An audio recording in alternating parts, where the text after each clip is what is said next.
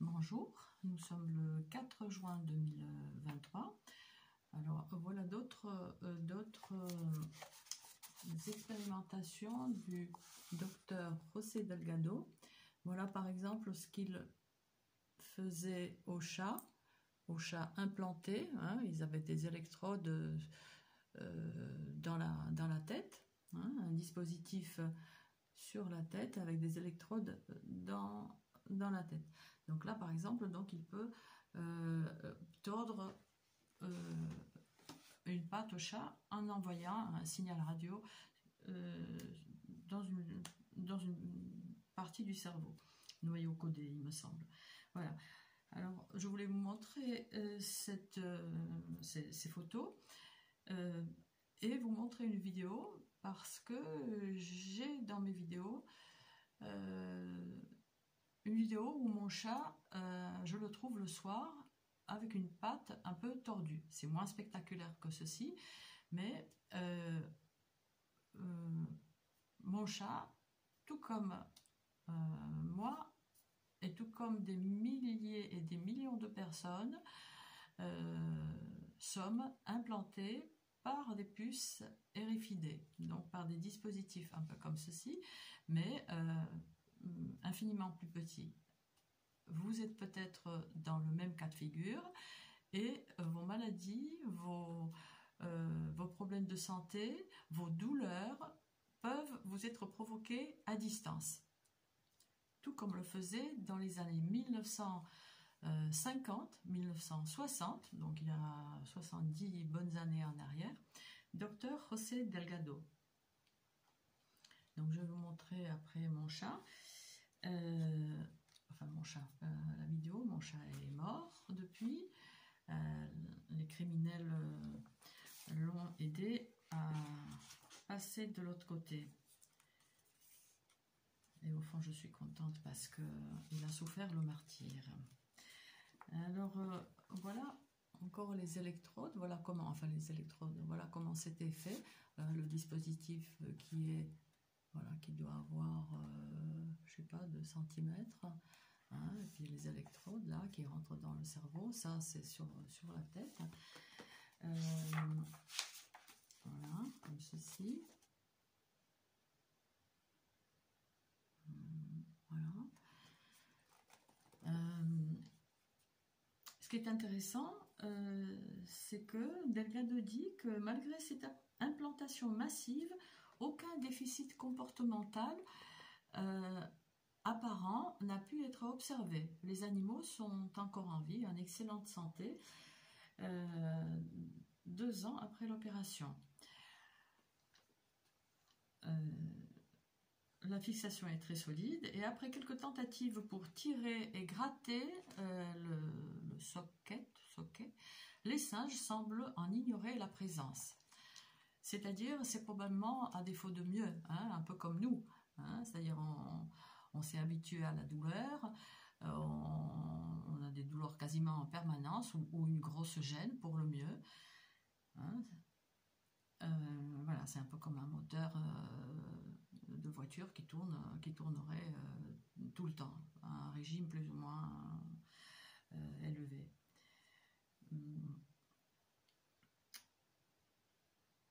Voilà, donc je vous montre.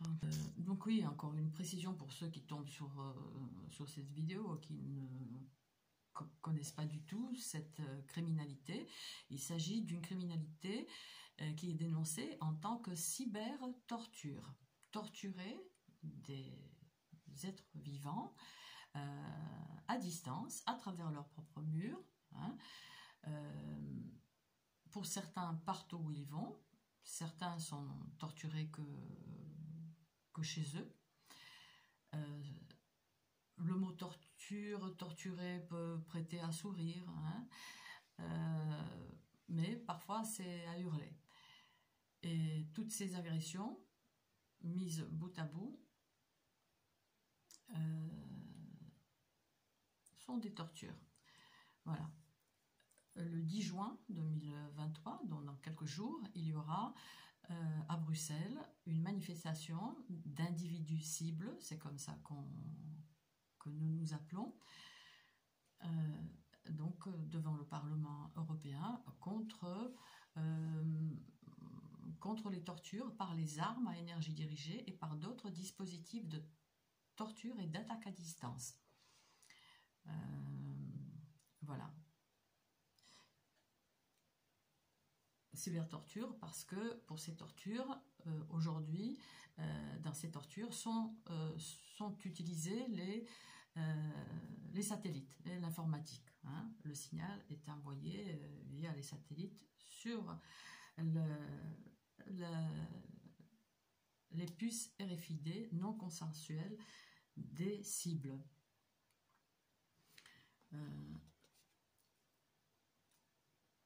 Voilà, donc quand je dis que vous êtes peut-être dedans, donc nombreuses de vos douleurs, de vos maladies peuvent être provoquées à distance. Hein. Des expérimentations hors la loi se pratiquent sur les populations civiles depuis des décennies.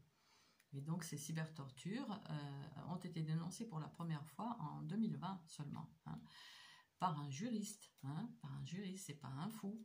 Donc c'est pas la peine de nous enfermer, comme ça a été le cas pour Elena Sagnol, hein, 3 mois de psychiatrie, comme c'est le cas encore pour Régis Hanen, au Petit Bourgogne à Liège, en Belgique, où on prive de liberté et on drogue une personne qui est victime d'une criminalité. Alors, je reviens donc à la vidéo que je voulais vous montrer. J'espère que je vais y arriver. Bon, c'est un montage maison. Hein. Donc voilà. Je rentre donc un soir et... je rentre un soir.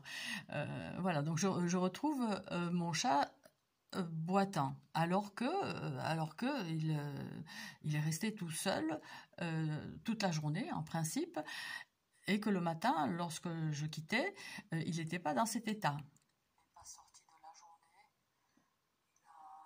Voilà, une patte tordue.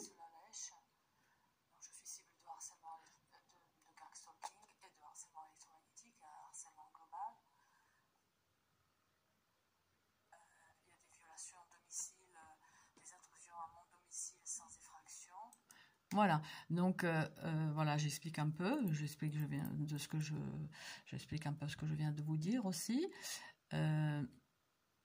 J'avance un peu. Bon, le chat boite. J'avance un petit peu. Voilà. Vas-y, marche le chat. Il boite. Bon, il boite très peu.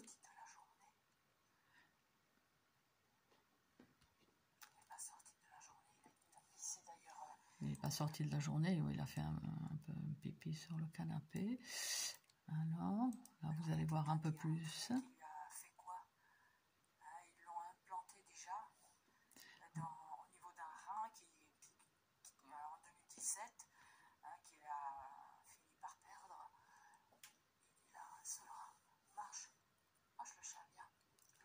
Donc tout à l'heure, j'espère que vous allez bien le voir. De toute façon, je vous donnerai le lien. Vous pouvez voir un peu mieux sur l'original.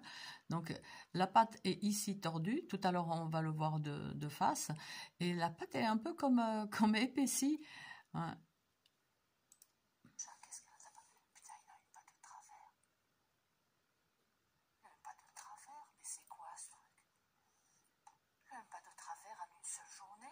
Voilà, là on le voit bien. Hein. Là, vous le voyez bien, la patte est tordue. Et voilà, comme s'il était déboîté.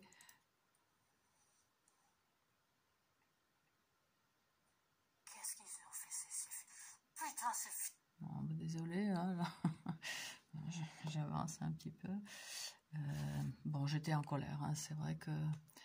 Allez, bon. Bon. Je ne l'ai pas dit, je n'en pense pas moi, je suis une très mauvaise élève de Jésus-Christ. Voilà.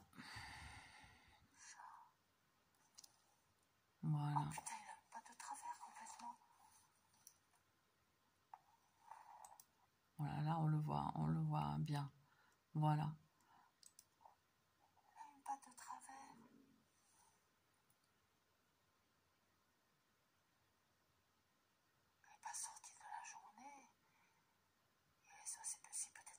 Bon, voilà.